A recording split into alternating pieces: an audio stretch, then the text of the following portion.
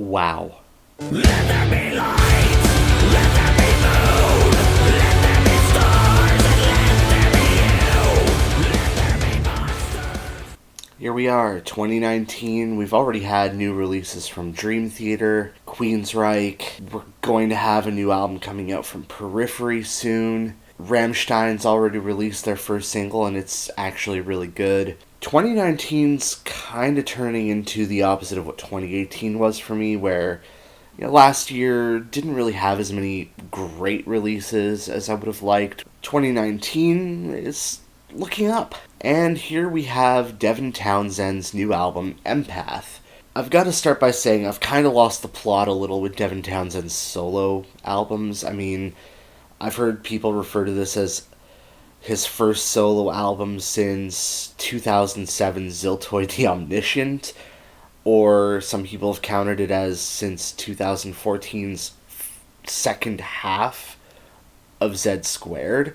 I've never differentiated between any of Devin Townsend's solo albums, whether it's with the Devin Townsend Project, the Devin Townsend Band, Devin Townsend himself, Ocean Machine, which was a distinct band, Punky Brewster. They're all just kind of one and the same to me. I've always just kind of considered it Devin Townsend's solo projects, Strapping Young Lad. So I'm kind of treating this one more as a direct follow-up to Transcendence rather than a follow-up to Ziltoid or any of his other commonly accepted solo albums. So Empath kind of occupies a bit of this weird niche where it's definitely a Devin Townsend solo album. However, Empath is kind of a bit more of a solo venture than his last couple Devin Townsend Project albums, because in the Devin Townsend Project, he was starting to kind of solidify a lineup featuring some members of his Devin Townsend Band project, Devin Townsend Project Band, whatever. But he did use the same musicians, and he did kind of go against that for this record, doing a lot of the legwork himself except for the bass and drums. The bass being handled by Nathan Navarro, and the drums handled by 3 different drummers. Anup Sastry, formerly of the band Monuments, Samus Policelli, known to YouTube as 66 Samus, and drummer Morgan Ogren. There's also a whole host of vocal guest performers on this record, including some of the now expected names like Nick Van Gisbergen and Shay Amy Dorval. But now we also have Elliot Degagne from the brutal technical death metal band Beneath the Massacre, a band that I'm actually a pretty big fan of, and none other than Chad friggin' Kroger of Nickelback. You wouldn't know it was him if you weren't told. And so these musicians have come together to help Devin Townsend put out probably his most singularly expressive album to date. I mean, I realize I'm going off on a bit of a tangent before I even really start talking about the music, but one of the things I've always sort of compared Devin Townsend's music to is that of Frank Zappa. Even though they both have very different MOs, very different reasons for doing what they do, at the end of the day, the product that comes out is the same thing. A very high budget release with complete creative control. These are 2 artists that have never compromised, never done something for the sake of making something that's commercially viable. Everything has always had to come from the most pure of places. That very visceral, very honest, creative output. And Empath absolutely fits that bill. Empath is, if I had to make a direct comparison, I'd say this is like Devin Townsend's equivalent of Frank Zappa's Joe's Garage or Apostrophe. One of those just big statements. So now we do get into talking about the music a bit, and the album starts off with Castaway, which is sort of a short intro piece that has some of the orchestral and choral elements that we'll really be getting into later on the album, but it really just kind of serves as a quiet introduction to the album's first proper song, Genesis. Now, I've heard a lot of people on Ultimate Guitar, which is where I write reviews, mostly, criticizing the song for being a sort of disjointed mess. And I can see where some people are coming from with it. I mean, we have sections of straight up brutal, fastest blast beats you've ever heard, going to like old-timey vinyl record sounding music to straight up disco. And yet it all feels very coherent to me because there's a very deep underlying rhythmic structure to the track that persists throughout the whole song, and the effect that has on it kind of makes it feel less like someone jammed a bunch of rooms together, to use a sort of architecture analogy, and it's more like one solid coherent house with each room garishly decorated differently. In a sense, this track kind of serves as the album's overture, where it kind of gives you an impression of all of the different directions Devin Townsend's about to take you on this record. Next we get into Spirits Will Collide, which is actually sort of the safest song on the record. I mean, if you're already familiar with the Devin Townsend project's last couple records, Spirits Will Collide will come as absolutely no surprise to you. It's a very over-the-top, orchestral sort of, I want to call it pop metal because it has a very standard verse-chorus structure. There isn't really anything too weird or over-the-top in the song, but it is one of those very huge, bombastic kind of tracks that really just like lifts you. And the lyrics actually kind of follow suit with that, with this being Devin's sort of anti-suicide message, sort of giving you that comforting, you're perfect the way you are, life goes on kind of message that I think in this sort of day and age of all of the mental health issues becoming more open on social media and in the world at large, I genuinely appreciate this kind of message. In fact, it kind of reminds me a bit of one of my favorite albums of last year, Andrew WK's You're Not Alone, which was just like a straight up mental health concept album. And Spirits Will Collide on Empath kind of fills that niche and really kind of drives home that sort of, take care of your mental health message. After this, we have the song Evermore, which was the second single released from the album. It's kind of structured a bit like the recent Dream Theater album, where the first three songs also happen to be the first three singles. And Evermore is kind of another sort of classic Devin Townsend, complex rhythms, very prog-metal kind of oriented track, but it does lay back when it needs to, and it's one of those tracks that has a lot of very grand crescendos into the heavier bits. Like, from one moment you'll have very pop-oriented hooks, and it'll transition into more blast beats and guttural growling.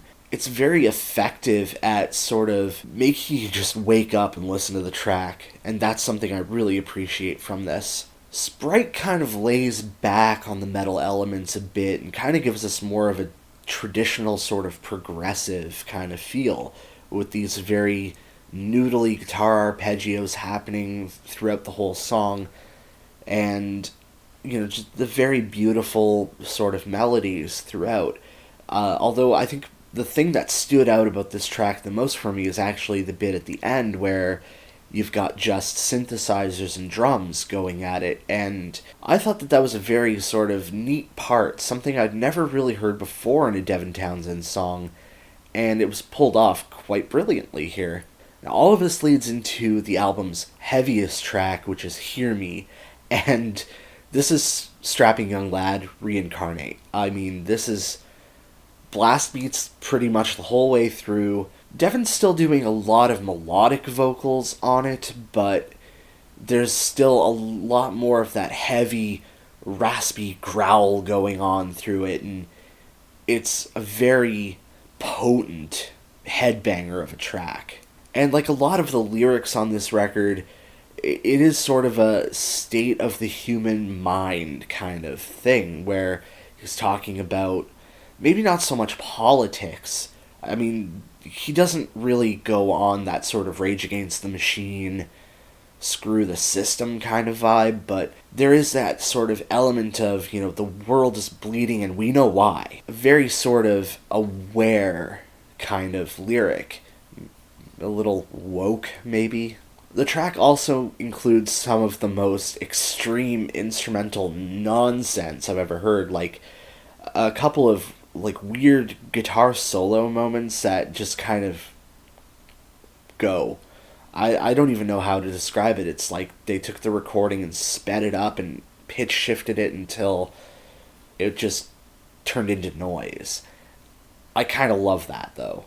But Devi, being a man of extremes, just had to follow the heaviest song on the album with the biggest Disney orchestral cheese fest that is the track Why. On just about any other record, I would hear a track like this and kind of get a little turned off. But Devin Townsend does it in such a ridiculous way that it is just like, you can't stop listening to this. It's so beautiful, but also just so cheesy. It's so overblown, but you can't help but love it. It's probably the most endearing track on this record, and I just absolutely adore it. It does kind of build up a little at the end too, where he starts to bring back some of the rock band elements out of just pure orchestral music. He still keeps the sort of operatic vocal vibe going, but the way it builds up towards the end is actually kind of really tasteful, given the absurdity of the track. I would say if there was one weak song on this record, it would probably be Borderlands, which, I'm going to be honest, did not really hit me as hard as the rest of the songs. It has a really big chorus and, a lot of lyrics about kind of love, I guess, which is a very typical topic for Devin Townsend to sing about, but he always kind of does it in a very frank and open way. Devin Townsend really loves to sort of talk about his insecurities in his lyrics, and, there's no exception here. But musically, the track just didn't really feel as epic as it could have been. I mean, at 11 minutes long, it's the kind of track that on any other record would have felt like the big grandiose epic. But here, it kind of falls a little flat. It isn't a bad song, and it does have some really good moments, like that massive chorus I was talking about, but it didn't quite grab me as much as the songs that came before or after it. So now we have the last two tracks, and I'm going to kind of treat them as one cohesive track. Requiem is sort of a very grandiose orchestral and choral interlude track. It's less than 3 minutes long, and it's basically a lead-in to the album's closer. And it does feel very grand and epic. It kind of has that very movie soundtrack kind of feel. And it builds up to such a crescendo that it's a very emotionally effective piece. Even though it does seem to be clearly just going for the cheese factor. And that's something I can say about a lot of Devin Townsend's stuff, is clearly he's going for just being as cheesy as humanly possible, yet still somehow manages to hit you right in the chest. And that closing track, I could devote an entire review to this closing track. Singularity. What a track. If Genesis was sort of the overture to the album, where it took you through all of the different styles you were about to hear, Singularity is sort of the summation of the album. Like, it takes you through everything you've just heard and puts it into context. And the track features some of just the most emotionally captivating performances I've heard from Devin.